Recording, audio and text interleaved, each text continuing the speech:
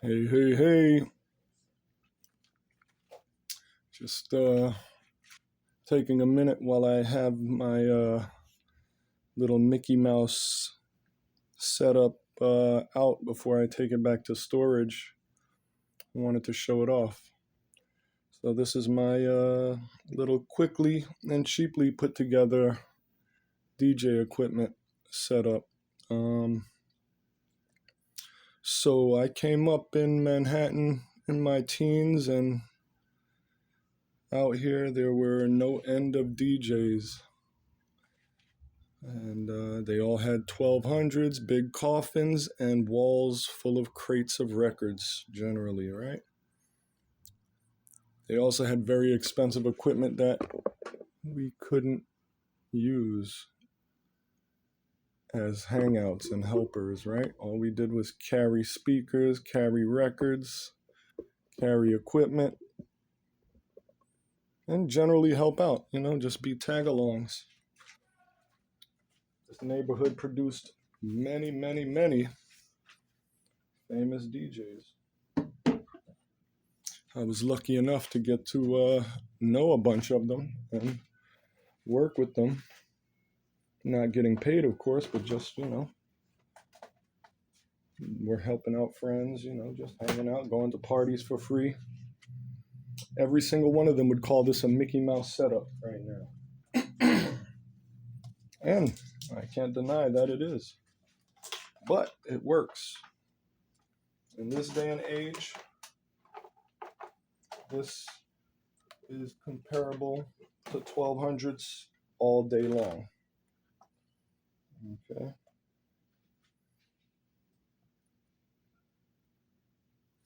All day long, this can compete with 1200s. I mean, you probably can't get a good scratch on this, but as far as mixing, definitely. This is my mic. I don't have the holder right now or a stand, but I keep everything hooked up.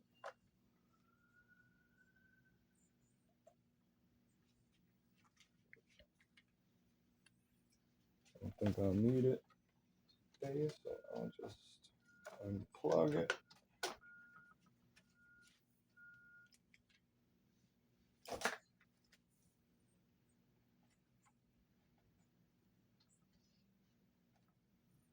Okay, everything seems to be on.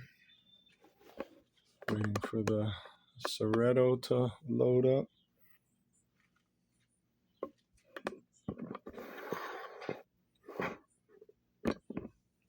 So I put all these lights around it so that I could see in the dark, basically, right? I have this little remote. I don't need to. I can just, I don't know, put it on whatever. Give me some disco lights, little ambiance. This is my little, I can't remember. It might be a 30 amp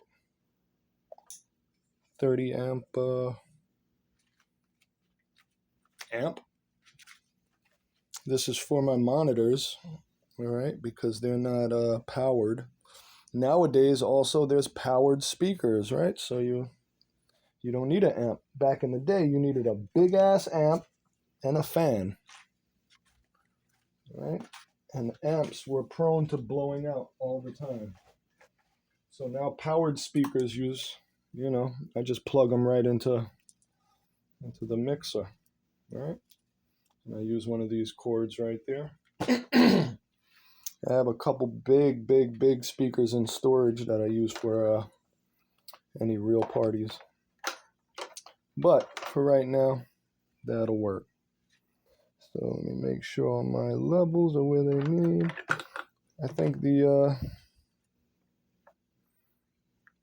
only issue I had with this really was there's a little bit of a short right here in this fader, and it's at the bottom. So what are you gonna get? What are you gonna do, right? I think this is a Numark. Can't remember. I don't really pull it out, but again, it does the job. Back in the day, a mixer was like this, a cheap mixer, it was like that, and it just had that and those few things, and then you had your turntables. It was a very expensive bit to get into. Okay. But again, now you can do it for way less than it used to be. So if you were just into wanting to be a DJ or play with your own equipment, get your own equipment. It's never been more affordable, right? So you can pick your song. Let me see. I don't know what I got in here. Let's see. Let's put in.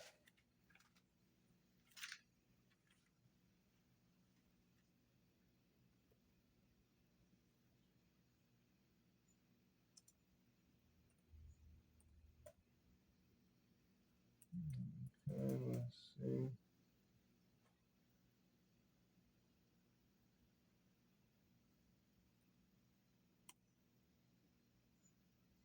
Okay, let's see if that'll load up.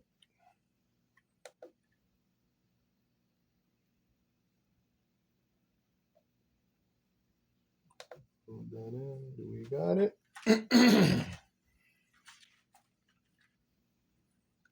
I also rebuild speakers and stuff when I can. You see these speakers? Those speakers are from 1970s. Okay?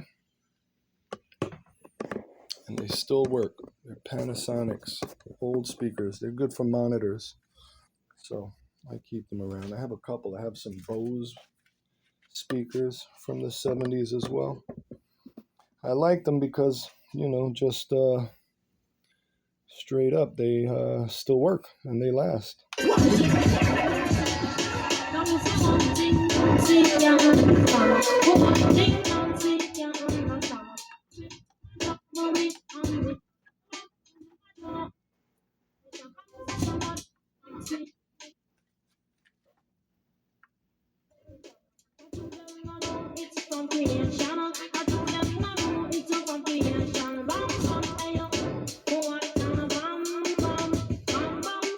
I don't know how much I can play, but that's pretty much it. I mean, just showing it off. All right. That's the setup.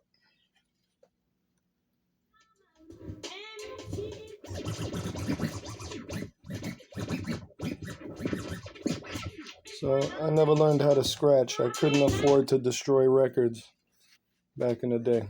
And also needles for 1200s were $60 minimum for cheap ones. They averaged $100 or more, from what I understand. I never bought any because I never had any. But that's it. That's my setup. Works lovely. I love it.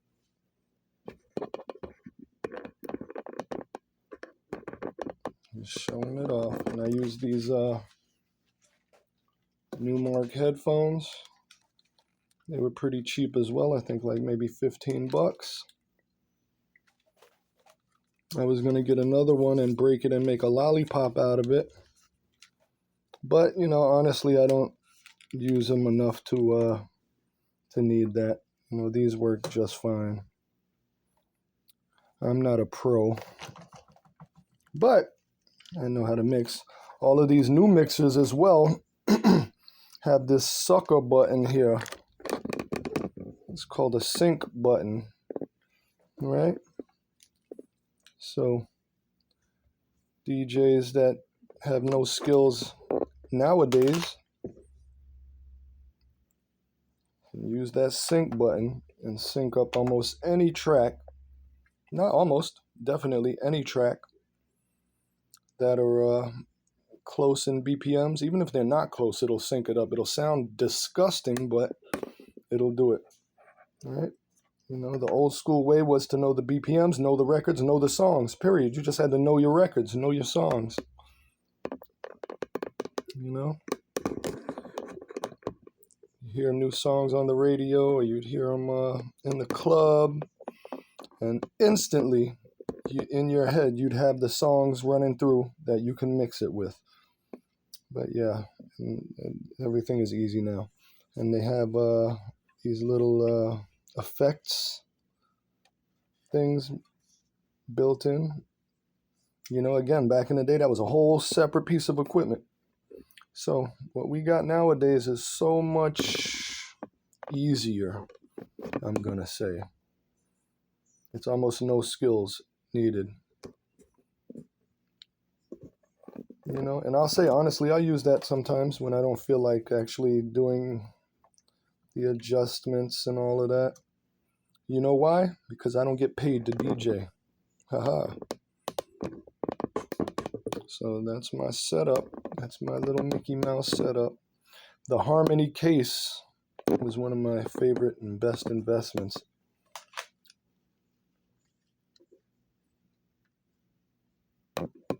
My favorite and best investments. Yeah, I've done a couple of parties, nothing to brag about, but mainly just to test out the gear and make sure it works. And yeah, been totally happy. So far, so good. So tell me what you think. Tell me what you think. Again, I can't actually play anything because I don't want it to get the video to get taken down. But yeah, this is it. This is it. This is my little setup. Tell me what you think. Thanks for looking, guys.